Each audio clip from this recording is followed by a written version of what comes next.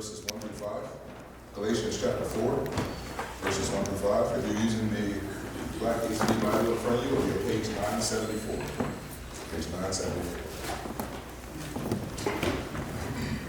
Verse 1, Galatians chapter 4.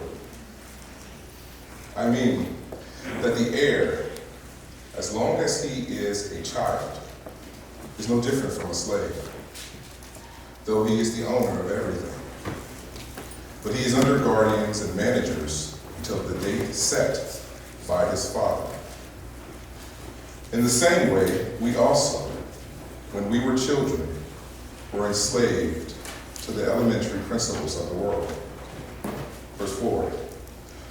But when the fullness of time had come, God sent forth his Son, born of woman, born under the law, to redeem those who were under the law, so that we might receive adoptions as sons.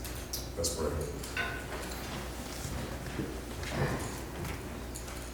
Father, Paul, inspired by the Holy Spirit, says that when the world had no hope, a guilty judgment on us, because all had sinned, our text tells us here that you sent Jesus, born of a woman, to live the righteous life that we couldn't live. And we receive not what we would deserve, but adoption as sons and daughters of the Most High God. Lord, I thank you for that gift. I thank you for this time of year that we get to settle our hearts, to remember the story. I thank you that you have placed us in such a great time in history, those of us who are here right now, who can live in the middle, that we can look back at what you've done, your power and your wisdom, God, your promises that you gave us in the garden, that we can look back to those, and we can look what you did in keeping your promise and sending Jesus. Jesus, we can look at your work, look at your faithfulness and how you reflected the Father perfectly, and have hope in the times when we, as your children, do not reflect you in the way as we should. And yet the more that we push into what you have done, the more we are encouraged, the more we are strengthened to continue in obedience to what you have given us to do. Father, we are thankful because we know the end of the story. You will return. You will do away with sin forever. Jesus Christ will be placed on the throne of David. He will reign forever. His kingdom will have no end. So, Father, I thank you that all of this is true, that all the promises in Jesus are yes and amen. Father, I pray that we would be a people who believe these promises, Lord, not just in word, and not just in thought, but in deed. Lord, that you push us towards godly living and radical living for you. As the many characters in the story, Christmas story, the nativity story of Jesus, show us that you have a plan for us. Lord, I pray you would reveal that plan to us. I pray you would continue to show us daily and guide us how you want to use us in your story as we are in the middle of a time before you come back. Lord, show us how you would have us to work. But not just show us, Lord, I pray your Spirit, the Holy Spirit would come upon us and just, we would get out of the way. That we would fully be open to give our lives and surrender, as we see Paul tell us to do in Romans 12:1. That we will literally be living sacrifices on the altar, Lord, not getting up off of the altar and going back to our own way, Lord, but we would be living sacrifices to you. Lord, strengthen us with that. In times when we don't know how to do that, Lord, remind us of what we just read today, that at the right time, you sent your Son for us. May we always have a wonder with that story, always have an awe about that, never lose that truth, Lord. May you stir in us a new spirit, creating us a heart of sacrifice that is inspired by what you've done, that cares deeply, that is convicted, a contrite heart, as we see in Psalms 50, that has not looked at sin and said, you know what, I'm just going to manage my sin, but hates sin and turns from it. Lord, give us hearts like that. Give us hearts like Jesus Christ. I ask all of this in the name of Jesus. Amen. Guys, please stand with us. We've got one more song this morning. Some of you may know it. It's Glorious Day, and Make You Love Me. And real quickly, I just wanted to mention just a part of the chorus. It says, one day He's coming, oh glorious day. And as we celebrate Advent and Christmas and the first coming of Christ as a baby, it should also remind us that He's coming back.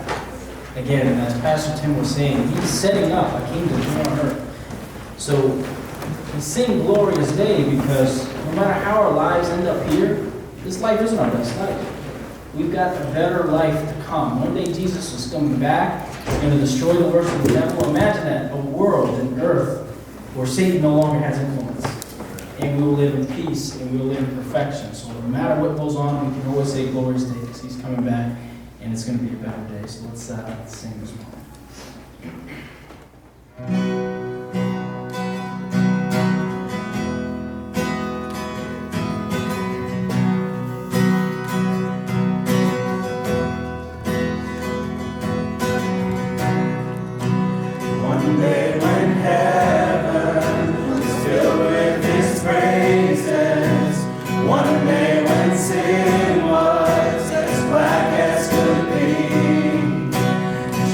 Carry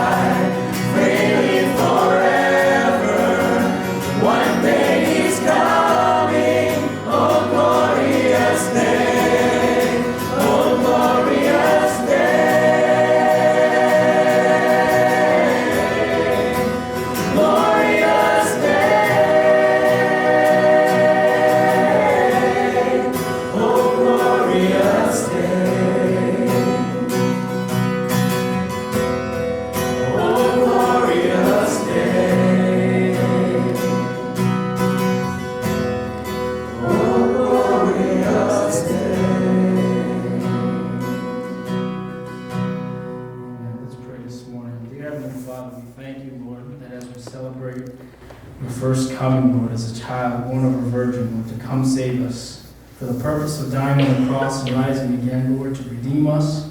Thank you, Lord, that you are coming back again, that we can remember that we can have hope in that no matter how this life turns out, Lord. This life isn't our best life. There's better, there's perfection yet to come. Lord, I pray that your word would move in us this morning. Pray your Spirit would work in our hearts, that it would challenge us, Lord, that it would reveal in us the things in our hearts that need to change, that's holding us back from becoming more like Christ, for being bold for you, Lord. I pray that we would leave here, Lord, changed, drawn more, made more into the image of Christ. Lord, thank you for the privilege that we have to worship you here. In Jesus' name, amen. You all may be seated. Kid, George, dismissed down to your class.